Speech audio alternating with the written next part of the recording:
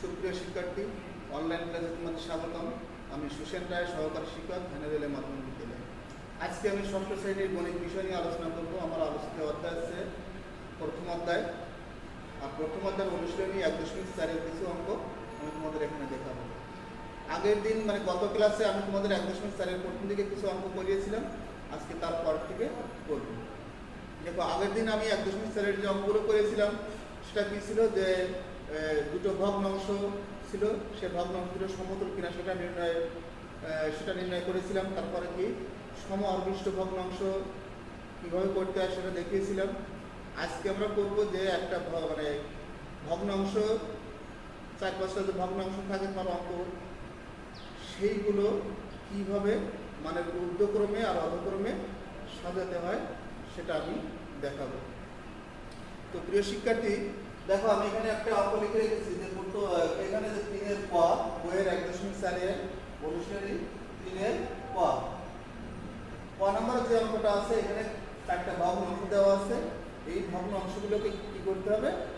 মানের ঊর্ধ্বক্রমে সাজাতে হবে। ঊর্ধ্বক্রমে মানে কি? ক্রমে ঊর্ধ্বে, তার মানে কি যে ছোট থেকে বড় আকারে সাজাতে হবে। এখানে যে ভগ্নাংশগুলো দেওয়া আছে এর ভিতরে কোনটা ছোট কোনটা বড় সেগুলো আমাদের পর্যায়ক্রমে নির্ণয় করতে হবে। এখন দেখো, আমি গত ক্লাসে বলেছিলাম যে এই কাজটি করতে হলে তোমাকে যেটা করতে হবে, এই যে ভগ্নাংশগুলো আছে এই ভগ্নাংশগুলোকে কি করতে হবে? সমহর বিশিষ্ট ভগ্নাংশে পরিণত করতে হবে। আর সমহর বিশিষ্ট ভগ্নাংশে পরিণত করতে গেলে তোমাকে প্রথমে যে কাজটা করতে হবে সেটা হলো কি, এই যে ভগ্নাংশগুলো আছে এই ভগ্নাংশগুলোর যে হর আছে এই হরগুলোর লসাগু নির্ণয় করতে হবে। দেখো আমি এখানে লিখে রেখেছি যে ভগ্নাংশগুলোর হর কত? 7, 9, 21 ও 63 এর লসাগু কত? তুমি এই কাজটা পরীক্ষার সময় এই কাজটা এক লাইনে লিখে তুমি অন্য যে কোনো একটা রাত করে এনে তুমি এখানে লিখে দিতে পারো। আমি লসাগুটা কিভাবে নির্ণয় করতে আমি সেটা এখানে পাশে দেখাচ্ছি। দেখো এখানে কত আছে? 7 আছে, 9 আছে, 21 আছে আর 63। তাহলে দেখো, প্রথমে আমি ছোট সংখ্যা যে দেখব 3 দিয়ে যায়। 3, 7, 3 3 9, 3 7 21 আর 3 21 63। আবারও 3 দিয়ে যাবে। 7, 3 1 3, 7, 3 7 21। দেখো এখানে কয়টার মধ্যে 3টে 7, আমি আবার 7 দিয়ে দেবো। 7 1 7 1, 7 1 7, 7 1 7। তাহলে দেখো আমার লসাগু কত হচ্ছে? 3 গুণ 3 গুণ 7, 3 3 9, 7 9 63। তুমি এই যে কাজটা আমি এখানে তোমাদের বোর্ডে করে দেখালাম, তোমরা পরীক্ষার সময় বা রিসের সময় অঙ্ক যখন করবে তখন এটা পাশে রাখ করে তুমি এখানে লিখতে পারো। 7 9 কত? 63। এখন দেখো, তাহলে আমি এই যে ভগ্নাংশগুলো আছে এর লসাগু কত বের করেছি? মানে 63। এখন প্রথম ভগ্নাংশ কত আছে? 6/7। আগের দিন যে কাজটা করেছিলাম এই জায়গায় এটা লিখবো, এখানে গুণ দেব, গুণ দিয়ে আমি ফাঁকা রেখে দেব। দেখো এইভাবে যে কাজটা করতে হবে এটা হলো কি, যে লসাগুকে প্রত্যেকটা ভগ্নাংশে আমরা যখন যে ভগ্নাংশটা কাজ করবো তখন সেই লসাগুকে ভাগ দেবো কোনটা দিয়ে? হর দিয়ে। কারণ কি, আমরা যেহেতু সমহর বলবো, তাহলে এখানে কত? 7 কত হয়? 9। এইবার দেখো আমি যেখানে ফাঁকা রেখেছি এখানে কত দিয়ে গুণ করবো? 9 9। তাহলে কত হয়? 6 9 54, 7 9 63।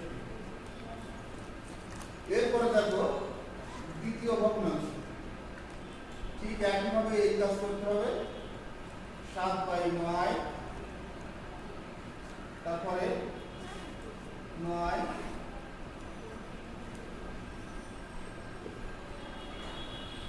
63 ভাগ।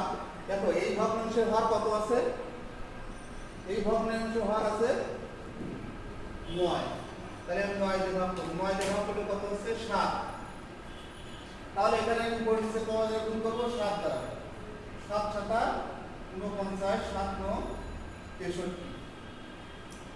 এবার দেখো তৃতীয় ভগ্নাংশ, তৃতীয় ভগ্নাংশ কত আছে 16/21। ঠিক একইভাবে একই কাজ করব।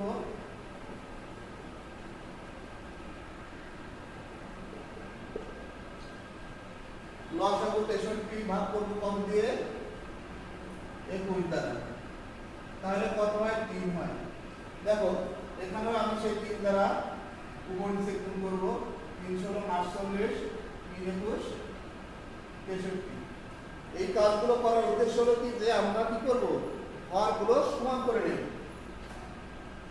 এবং চতুর্থ ভগ্নাংশ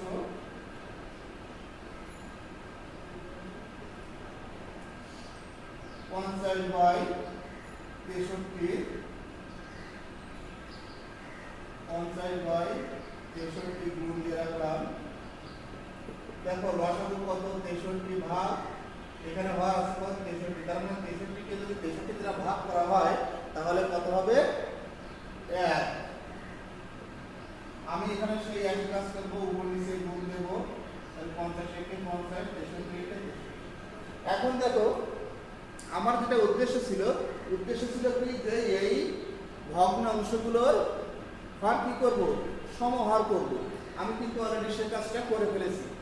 এখন দেখো এর করার একটা কারণ আছে, সেটা হলো কি যে বইয়ের শুরুতে যে আলোচনা আছে, আমি প্রথম ক্লাসে বলেছিলাম, আজকেও বলছি, যদি হর সমান থাকে, যদি ভগ্নাংশের হর যদি সমান থাকে তাহলে কি উপরে যে সংখ্যাটা বড় হবে সেই ভগ্নাংশটা কি বড়, আর যেটা ছোট সেটা অবশ্যই ছোট। আর যদি হর একই হয়, আর যদি লব একই হয়, তাহলে কি যেটা নিচের যেটা ছোট সেই ভগ্নাংশটা কি হবে, বড় হবে। তাহলে দেখো যাই হোক আমি সে আলোচনা যাচ্ছি না, আমি যেহেতু সমহর করে নিয়েছি, সমহরটা কি বললাম যে হর যদি সমান হয় তাহলে যার লব বড় সেই ভগ্নাংশটা কি হবে, বড় হবে। এখন দেখো তাহলে আমি একটু তুলনা করে নিই যে এই যে আমরা এখানে যে প্রত্যেকটা এখানে 4টে ভগ্নাংশ বের করেছি নতুন, দেখো 54/63, 49/63, 48/63, 50/63। তাহলে তুলনা করতে হবে কিসের সাথে, লবগুলোর সঙ্গে। তাহলে সমহর বিশিষ্ট ভগ্নাংশ কত কত 54/63, 49/63, 48/63 ও 50/63। এত এর লবগুলোর মধ্যে তুলনা করে পাই। তাহলে কি বললাম যে যেহেতু আমরা এখানে কি বলেছে কি যে ঊর্ধ্বক্রমে, তার মানে কি ছোট থেকে বড়। এখন দেখো এই যে লব, তাহলে এর লব আছে কত 54, 49, 48 আর 50। ঊর্ধ্বক্রমে যেহেতু বলেছে তার মানে কি ছোট থেকে বড়। তাহলে ছোট থেকে বড় যদি হয় তাহলে দেখো সেক্ষেত্রে আমি কি লিখতে পারি, 48 থেকে কত বড়, এই 49। এরপরে কত আছে 49 থেকে, এখানে কত লব যেগুলো আছে 49 থেকে কত 50 বড়। তারপরে কত আছে 54, 50 থেকে 54 বড়। তাহলে দেখো আমি যে এই যে লবগুলো ছোট থেকে বড় আকারে কি লিখে ফেলেছি, মানে ঊর্ধ্বক্রমে সাজিয়ে ফেলেছি। এখন দেখো এর নিচে আমি হরগুলো দিয়ে দিলাম, 63, 49/63, 50/63, 54/63। দেখো তাহলে আমরা কি লিখতে পারি, অর্থাৎ দেখো এই যে 48/63 এই ভগ্নাংশটা কখন বের করেছি, যখন সমহর করেছি, কিন্তু এর মূল ভগ্নাংশ কোনটা ছিল 6/7। এই ভগ্নাংশটা আসছে কোথা থেকে, 6/7 এইটা থেকে।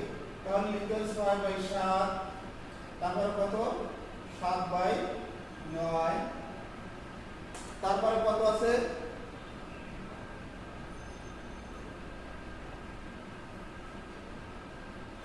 48, তাই ভুল হয়ে গেল।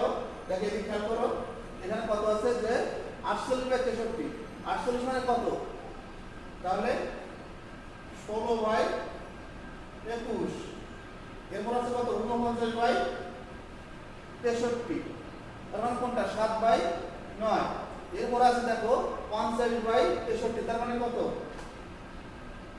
50/63, তারপরে কত আছে 54/63, তার মানে কত 6/7। তাহলে দেখো এখানে আমার যে ভগ্নাংশগুলো ছিল সেগুলো আমি কি করেছি মানের ঊর্ধ্বক্রমে সাজিয়ে ফেলেছি। তাহলে দেখো এর তাহলে সব থেকে ছোট যে ভগ্নাংশটা আছে কত 16/21, তারপরে কত আছে, তারপরে আছে 7/9, তারপরে কত আছে 50/63, তারপর কত আছে 6/7, তাহলে সব থেকে বড় আছে কত 6/7। তাহলে লিখতে পারি অতএব ভগ্নাংশ গুলোকে মানে ঊর্ধ্বক্রমে সাজিয়ে পাই কত 16/21, 7/9, 50/63, 6/7। তাহলে আমি উত্তরটা লিখব 16/21, 7/9, 50/63, 6/7। এটা হলো কি মানে ঊর্ধ্বক্রমে সাজিয়ে তার একটা কি আমি এখানে সমাধান দেখালাম। এখন দেখো আমি যদি এই ভগ্নাংশ, এই যে ভগ্নাংশটা আছে এখানে, আমি যদি এই ভগ্নাংশটাকে যে বলি যে মানে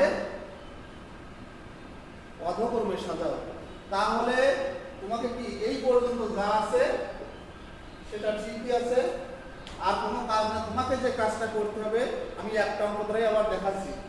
দেখো তাহলে ওই যে সেই একই কাজ আমাদের কি একই, শুধু সংখ্যার পার্থক্য। তাহলে ভগ্নাংশ ভাগগুলো প্রথমে যে কাজটা করতে হবে লসাগু, তারপরে কি করতে হবে ভাগগুলোর কি সমহর করে নিতে হবে ভাগগুলোকে। এরপরে দেখো সমহরমিশ্র ভগ্নাংশ যেটা বের করেছি তার কি লবগুলোর মধ্যে তুলনা করে। এখন দেখো আমি কি করেছি যে এই অঙ্কটাকে আমি কি দেখাবো অধক্রমে। অধক্রমে মানে কি বড় থেকে ছোট। তাহলে আমাকে শুধু কাজ করতে হবে কোথায় অধক্রমে, তার মানে কি যে আমি সেটা বলেছিলাম যে সমহার হলে যার লব বড় সেই ভগ্নাংশটা বড়, আর যার লব ছোট সেই ভগ্নাংশটা ছোট। তার মানে অধক্রমে মানে কি ক্রমে মানে কি বড় থেকে ছোট। তাহলে দেখো ঠিক এর উল্টো কাজটাই করতে হবে।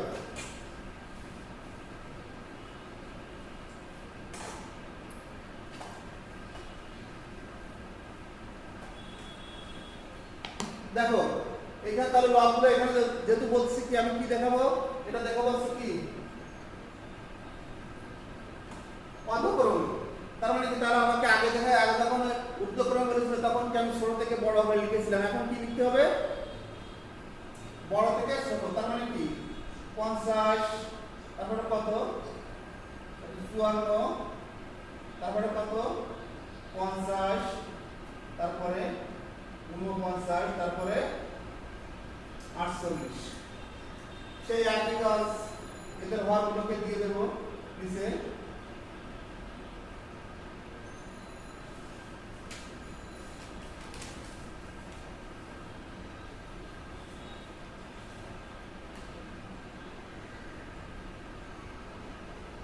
অর্থাৎ তার মানে কি এই যে ভগ্নাংশগুলো আসলো এটা কোন ভগ্নাংশ থেকে আসছে 54/63, 6/7 এই ভগ্নাংশ থেকে আসছে। তারপরে কত 50/63 কোনটা থেকে আসলো 50/63 একই সেই ভগ্নাংশ। তারপরে দেখো 49/63 এটার মূল ভগ্নাংশ কত 7/9। তারপরে কত আছে 48/63 এটা আছে কত 16/21। তাহলে দেখো আমার অঙ্ক কিন্তু এটা মানে কি অধক্রমে সাজানো হয়ে গেছে। শুধু আমরা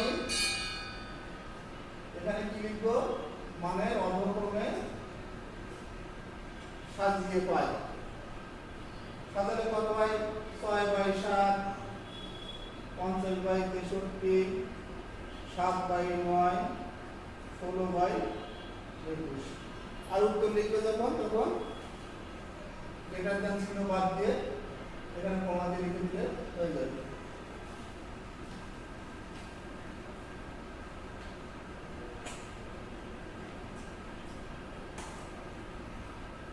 তাহলে দেখো আমি এখানে প্রথম একটা অঙ্ক দেখালাম মানের ঊর্ধ্বক্রমে সাজাও, ঠিক একই অঙ্ক দ্বারা আমি কিন্তু দেখালাম কিভাবে অধক্রমে সাজাতে হয়।